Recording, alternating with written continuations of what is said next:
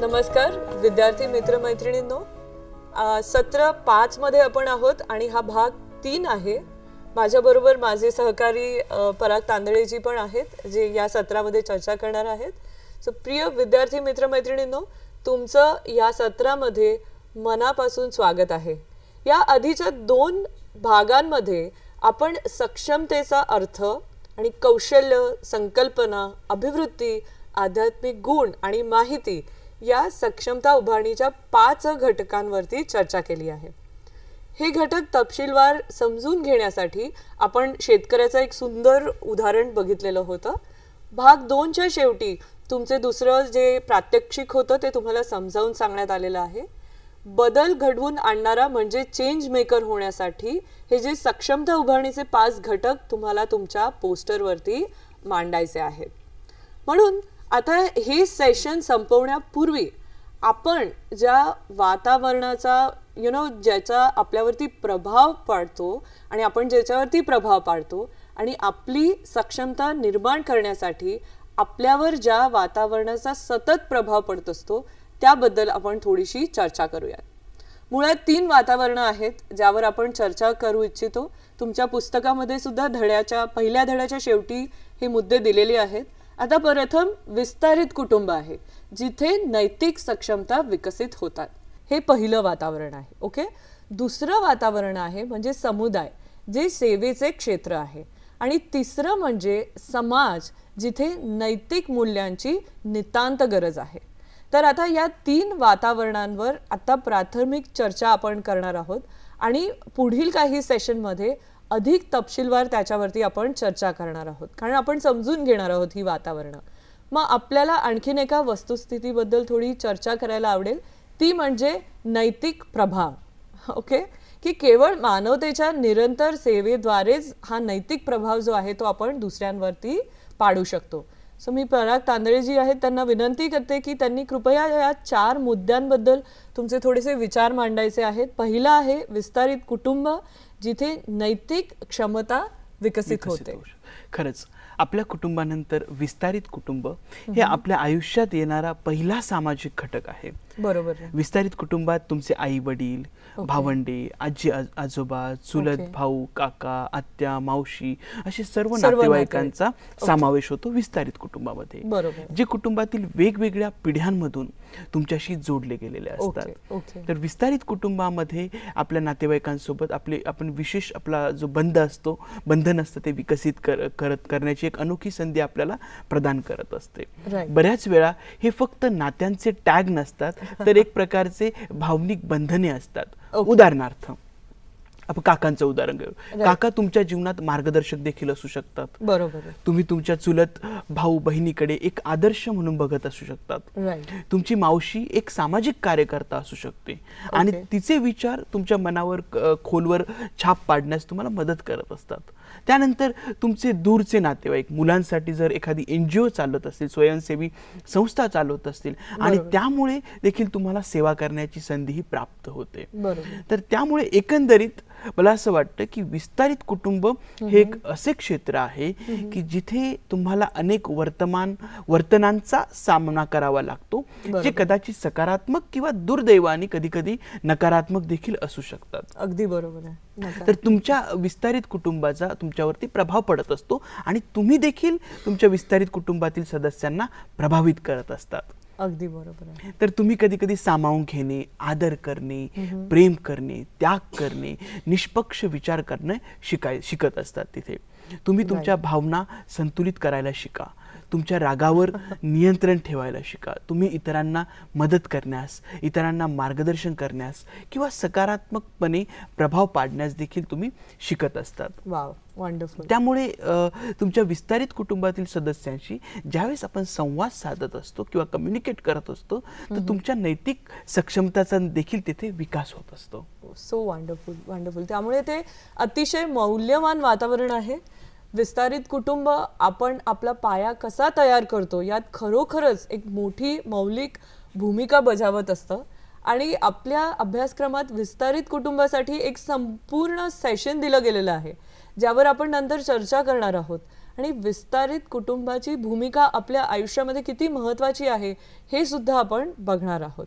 तुमच्या अप्रतिम स्पष्टीकरणाबद्दल धन्यवाद परागजी. आता पुढचा प्रश्न असा होता की समाजाला म्हणजे समुदायाला सेवेचे क्षेत्र म्हणून कसे मानले जाऊ शकते. आपण समुदाय हे सेवेचे क्षेत्र आहे असं आपण इथे चर्चा करणार आहोत. बरोबर.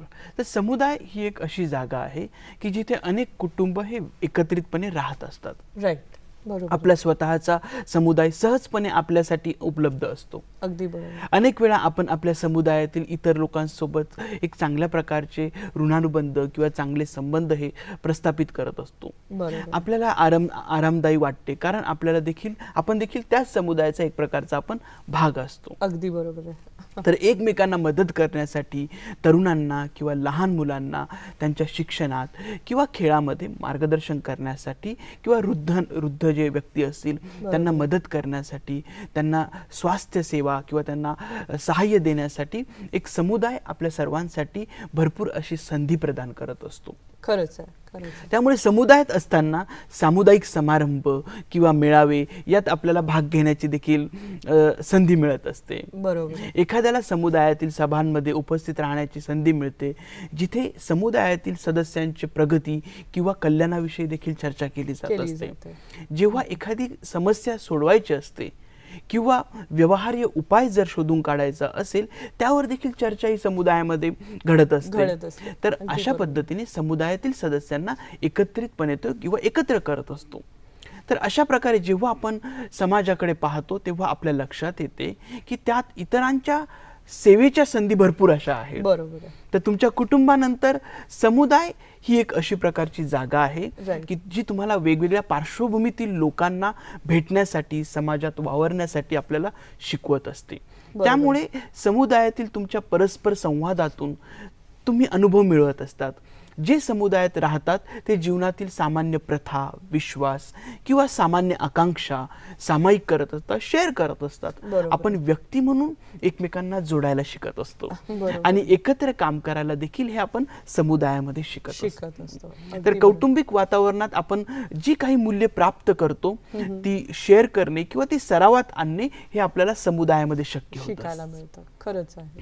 जेव्हा आपण गरजा आणि आव्हानांना सामोरे जाण्यासाठी किंवा समुदायाची सेवा करण्यासाठी उभे ठाकतो तेव्हा ते सर्वोत्तम प्रकारे केले जाते. Very wonderful. तर आपल्याला नैतिकदृष्ट्या जर सक्षम व्हायचं असेल किंवा आपली वाढ घडवून आणायची असेल तर आपल्या नैतिक सक्षमता विकसित करण्यात देखील आपल्याला समुदायामध्येच मदत होत असते.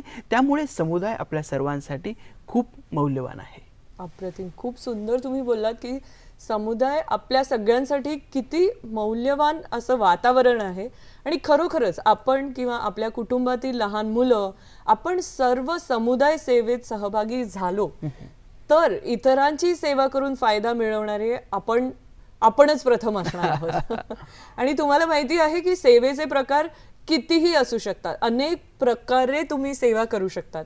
आरोग्याशी संबंधित असू शकते, तुम्ही म्हटल्याप्रमाणे वडीलधाऱ्यांची, वृद्धांची काळजी घेणे असं असू शकतं, अन्न पुरवठा आपण करू शकतो, स्वच्छता करू शकतो, अनेक गोष्टी यामध्ये समाविष्ट असू शकतात. त्यामुळे खरोखरच आपण समुदायाच्या सेवेत गुंतून आपल्या कुटुंबातील सदस्यांमध्ये सुद्धा ही जी सेवेची वृत्ती आहे, ही सेवेची अभिवृत्ती आहे आणि सेवेचे मूल्य आहे ते आपण जोपासू शकतो. त्यामुळे धन्यवाद. तुम्ही समुदायाबद्दल अत्यंत छान पद्धतीने आम्हाला समजावून सांगितलं आहे. आता एक पुढचा जो मुद्दा होता तो म्हणजे समाजाला नैतिक मूल्यांची नितांत गरज आहे. या वाक्याबद्दल तुम्हाला काय वाटतं? होय, नक्कीच. आधी समाज म्हणजे काय ते सर्वप्रथम आपण समजून घेऊया. बरोबर. समाज हे मुळात एक सामाजिक अस्तित्व आहे जे समुदायापेक्षा थोडंसं मोठं आहे. बरोबर. तर आता आज आपण समाजाकडे बघितले तर त्याची अवस्था दुर्दैवाने खूप वाईट आहे असे आपल्याला दिसते. राईट.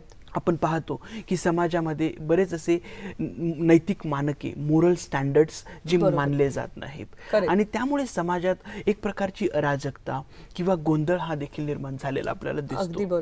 तर आता जसे आपण पाहतो की समाजात संपूर्णपणे विघटन होत आहे, सामाजिक रूढी किंवा समाजातील काही जे आधारस्तंभ आहे ते कुटुंब, बरोबर, ते देखील विस्कळीत होत चाललेले आहे. आणि त्याचा परिणाम काय झालेला आहे की समाज हा खूप अनस्टेबल झालेला आहे, खूप असा अस्थिर झाला आहे. आणि त्यामुळे एखाद्या व्यक्तीचा जर आपल्याला सर्व अंगाने जर विकास करायचा असेल तर त्यासाठी निरोगी वातावरण समाज हा प्रदान करू शकत नाही. तर आज समाजात आपण मानवतेच्या मूलभूत तत्वांच्या विरोधात असलेल्या अनेक घटना आपल्याला दैनंदिन जीवनामध्ये आपण बघतो, ऐकतो. अगदी बरोबर. ओके, तर संक्रमणाच्या या काळामध्ये आपण सहकार्यावर लक्ष केंद्रित करणे हे आवश्यक आहे. परंतु त्याऐवजी समाजात अनेक घटक आहेत की जे लोकांच्या किंवा धर्माच्या विशिष्ट गटाच्या विरोधात विभाजन आणि पक्षपात करण्याला चिथावणी देत असतात. बरोबर. तर त्यामध्ये सर्वसमावेशन, स्त्री पुरुष समानता आणि न्यायाची दारे ही बंद करून ठेवली किंवा विभाजन निर्माण करण्यासाठी जुन्या परंपरांचा वापर केला जातो, रूढी परंपरांचा वापर केला जातो. पूर्वी राजे जे जमिनीसाठी लढायचे, पण आता लोक जे आहेत ती अण्वस्त्रे, तेल आणि नैसर्गिक संपत्तीसाठी एकमेकांसोबत लढत असतात. तर भौतिक जगात इतकी स्पर्धा वाढली आहे की निसर्गाकडे देखील आपण दुर्लक्ष करतो. त्यामुळे संवर्धनाला सर्वोच्च प्राधान्य दिले जात नाही. महिला आणि बालकांचा जो सन्मान आहे, त्यांचे जे मूलभूत हक्क आहे, त्यांचा आदर केल्याचे आपल्याला दिसून येत नाही. त्यांच्यावरील गुन्हेगारी दिवसेंदिवस आज समाजात अशी वाढत जाते आणि याची भरपूर प्रचंड अशी उदाहरणं आहे. आणि दुर्दैवाने ज्या काही सकारात्मक गोष्टी घडत आहेत त्यापेक्षा नकारात्मक गोष्टींची संख्या ही फार भली मोठी आहे आणि अत्यंत गंभीर आहे. त्यामुळे समाजाला नैतिक मूल्यांची, मोरल व्हॅल्यूची, स्टँडर्डची अत्यंत नितांत आवश्यकता आहे. खूप सुंदर, खूप मनापासून तुम्ही बोललेला आहात, तुम्ही उत्तर दिलेले आहे. हे उत्तर ऐकून माझ्या मनात एक उदाहरण आलं की आपण समाजाची तुलना पलंगावर आजारी पडलेल्या माणसाची करू शकतो, जो खरोखरच अनेक समस्यांनी, आरोग्याच्या अनेक समस्यांनी त्रस्त आहे. याचे मुख्य कारण म्हणजे नैतिक स्तरांची घसरण. त्यामुळे जर तुम्ही खरोखर खोलवर विचार केला तर तुम्हाला मानसिक समस्या, कौटुंबिक समस्या दिसून येतात आणि सामाजिक विकार, अगदी सामाजिक संबंधांच्या मर्यादेपासून व्यावसायिक भ्रष्टाचारापर्यंत हे सर्व आपल्याला दिसून येतं. जेव्हा आपण त्यांच्याकडे सखोलपणे पाहतो तेव्हा आपल्याला असं दिसून येतो की खरोखरच या सगळ्याचं मूळ कारण म्हणजे काय, की काही नैतिक मापदंड आहेत ज्यांना आपण मागे टाकलेलं आहे. मॉरल स्टँडर्ड्स आपण त्यांचा सरावच करत नाही आणि त्यामुळे समाजाची अधोगती झालेली आहे. त्यामुळे थँक्यू व्हेरी मच, तुम्ही खूप छान पद्धतीने सांगितलं. तर आता पुढचा मुद्दा घेऊया की नैतिक प्रभाव केवळ मानवतेच्या निरंतर सेवेद्वारेच शक्य आहे. तुम्हाला काय वाटतं ह्याच्याबद्दल? येस, सर्वप्रथम नैतिक प्रभाव म्हणजे काय ते समजून घेऊयात. जेव्हा एखादी व्यक्ती तिच्या योग्य आचरणाद्वारे, नैतिकदृष्ट्या योग्य वागणुकीद्वारे इतरांवरती प्रभाव पाडते, तेव्हा आपण असे म्हणू शकतो की ती व्यक्ती इतरांवरती प्रभाव टाकत आहे, नैतिक प्रभाव टाकत आहे. त्यामुळे नैतिक प्रभाव हा केवळ शब्दांपुरता मर्यादित नसून वर्तन आणि कृतीशी देखील तो निगडित आहे. तर आपल्या आयुष्यात अनेक वेळा सुंदर बोलणारी आपण माणसं बघतो, आपण पाहिली आहेत की ते त्यांच्या शब्दांनी तुम्हाला खरोखरच मंत्रमुग्ध आणि प्रभावित करू शकतात. परंतु नैतिक प्रभाव केवळ कृतीपुरताच मर्यादित नाहीत. म्हणून जेव्हा शब्द आणि कृती एक सुसंगत असतात एकमेकांशी, तेव्हा आपण असं म्हणू शकतो की होय, एखादी व्यक्ती नैतिकदृष्ट्या इतरांवरती प्रभाव पाडण्यासाठी सक्षम आहेत. त्यामुळे इतर मानवांची सेवा करण्यासाठी किंवा इतरांची सेवा जर करायची असेल, इतरांना प्रोत्साहन द्यायचं असेल किंवा मी तुझ्या सोबत आहे असे म्हणणे नव्हे, परंतु प्रत्यक्षात त्या व्यक्तीसाठी तिथे असणे म्हणून हे गरजेचं आहे. म्हणून पुन्हा जेव्हा आपण मानवतेची सेवा पाहतो तेव्हा शब्द नव्हे तर कृती महत्वाची आहे. योग्य आचरण, आवश्यक असल्यास इतरांचे नेतृत्व करणे, इतरांना प्रेमाने मार्गदर्शन करणे, सहकार्य करणे, तुमच्या सर्व नैतिक सक्षमता दर्शविणे याचा समावेश होतो. तर आपण चर्चा केली की कौशल्यांबद्दल आणि त्यानंतर आपण चर्चा केली सर्व अभिवृत्ती, आध्यात्मिक गुण जे तुम्ही आम्हाला सर्वांना अतिशय सुंदरपणे मॅडम समजावून सांगितले आहेत. तर त्यांचा सुद्धा सराव हा करावा लागतो. मग मानवतेच्या सेवेतून नैतिक प्रभाव आपल्याला दिसून येत असतो. वा, सुंदर, फारच छान. पण फक्त एकच तुम्हाला विचारू इच्छिते, जेव्हा आपण सेवेबद्दल बोलतो तेव्हा सेवेमध्ये अनेक गुण आणि मूल्ये असतात जी सेवा प्रदान करण्यास सक्षम होण्यासाठी आवश्यक असतात. बरोबर आहे. उदाहरणार्थ खरी सेवा म्हणजे स्वार्थी वृत्तीने खरी सेवा करता येते का? ती करता येत नाही. त्यामुळे निस्वार्थी असायला हवं. एखाद्या व्यक्तीकडे भरपूर प्रेम असणं आवश्यक आहे. म्हणजेच मग काय होईल की काळजी, आत्मत्याग, औदार्य ह्यासाठी सक्षम होण्यासाठी स्वतःच्या सोयीचा त्याग करणं हे सुद्धा त्यामध्ये त्याचा ते सुद्धा इन्व्हॉल्ड आहे. म्हणून अशी अनेक मानवी मूल्ये आहेत जी जेव्हा एकत्र येतात तेव्हा आपण एक सेवा प्रदान करण्यास सक्षम होतो. त्यामुळे निश्चितपणे सेवा खूप शक्तिशाली बनते, एक नैतिकता पूर्ण होते असे आपण म्हणू शकतो. म्हणजे जेव्हा तुम्ही सेवा कराल तेव्हा तुमच्या आजूबाजूच्या अनेक लोकांवर जे सेवा घेत आहेत किंवा जे त्या त्या वातावरणाचा भाग आहेत, जे त्याचे निरीक्षण करत आहेत, त्यांच्यावर त्याचा प्रभाव पडेल. हे एक अतिशय शक्तिशाली नैतिक सामर्थ्य आहे की स्वतःच्या नैतिक वर्तनातून तुम्ही प्रभाव पाडताय. तुम्हाला काय वाटतंय त्याच्यावर? अगदी बरोबर. आपल्या नैतिक वर्तनातून आपण समाजावर प्रभाव टाकणाऱ्या असाधारण अशा व्यक्तींची उत्तम उदाहरणे आपल्या सर्वांना कदाचित माहित असतील. जसं की सर्वात प्रथम गांधीजी, महात्मा गांधीजी. अगदी छान उदाहरण आहे. अहिंसेच्या नैतिक तत्वाचे पालन करून स्वातंत्र्यासाठी त्यांनी लढा उभा केला होता. हे उल्लेखनीय होते की ज्या दिवशी भारताच्या स्वातंत्र्याची घोषणा करण्यासाठी लाल किल्ल्यावरती उत्सव साजरा होता त्या दिवशी इतिहासकार त्यांचा असा दावा आहे, ते म्हणतात की गांधीजी कलकत्त्यामध्ये शांतता प्रस्थापित करण्यासाठी होते, जिथे 1 वर्षापासून जातीय संघर्ष सुरू होता. त्यामुळे सेवेप्रती त्यांची जी बांधिलकी, कमिटमेंट प्रचंड होती. आज जगात लोक नुसतं पोकळ शब्दांना कंटाळलेले आहेत. त्यांना कृती असलेले आणि तितकेच अर्थपूर्ण शब्द हवे आहेत. बरोबर. ते अशा लोकांकडे पाहतात जे केवळ उपदेशाद्वारे नैतिक वर्तनाला प्रोत्साहन देत नाही तर सेवेचे जीवन जगण्यास कटिबद्ध आहे, वचनबद्ध आहेत. वंडरफुल. असे अनेक स्त्री पुरुष आहेत ज्यांनी इतरांच्या भल्यासाठी स्वतःच्या सोयीचा किंवा स्वतःच्या जीवनाचा त्याग केला आहे आणि तेच त्यांच्या जीवनाचे मुख्य ध्येय आहे असे त्यांना वाटते. वंडरफुल. तर हे असे स्त्री किंवा पुरुष आहेत जे इतरांवरती नैतिक दृष्ट्या किंवा नैतिक प्रभाव हे पाडत असतात. जर एखाद्याला नैतिक दृष्ट्या इतरांवरती जर प्रभाव पाडायचा असेल तर त्याचे जीवन हे इतरांशी सेवा करणे या तत्वानुसार हे व्यतीत झाले पाहिजे. वंडरफुल. Thank you so much. एक अप्रतिम उदाहरण तुम्ही दिलेलं आहे. त्यामुळे खूप खूप धन्यवाद की इतरांवरती प्रभाव पाडायचा म्हणजे काय हे तुमच्या लक्षात आलेलं आहे. सो प्रिय मित्रमैत्रिणींनो, आपण या सेशनच्या 3ऱ्या भागाच्या शेवटी आलेलो आहोत. आपण आधी चर्चा केल्याप्रमाणे तुम्हाला पोस्टर बनवण्याचे प्रात्यक्षिक करायचे आहे. एक प्रात्यक्षिक होते आधी तुम्हाला सांगितलेले, तो म्हणजे विजन गेम होता जो तुम्ही पूर्ण केलेला आहे आणि तुम्ही त्याचा अहवाल तयार केलेला आहे. आणि नंतर जे आहे ते म्हणजे पोस्टर मेकिंग, हे दुसरं प्रात्यक्षिक आहे. आणि नंतर एक स्वाध्याय तुम्हाला देण्यात आलेले आहे की खऱ्या नेत्याची गुणवैशिष्ट्ये ओळखणे, ज्यावर देखील आपण चर्चा केलेली आहे. त्यामुळे हे सेशन म्हणजे तुमच्या पुस्तकातील पहिल्या धड्याचा शेवट आहे. तुम्हाला ज्या अभ्यासक्रमाचे घटक माहीत आहेत त्या अभ्यासक्रमावर स्वयंमूल्यांकन रुब्रिक असेल.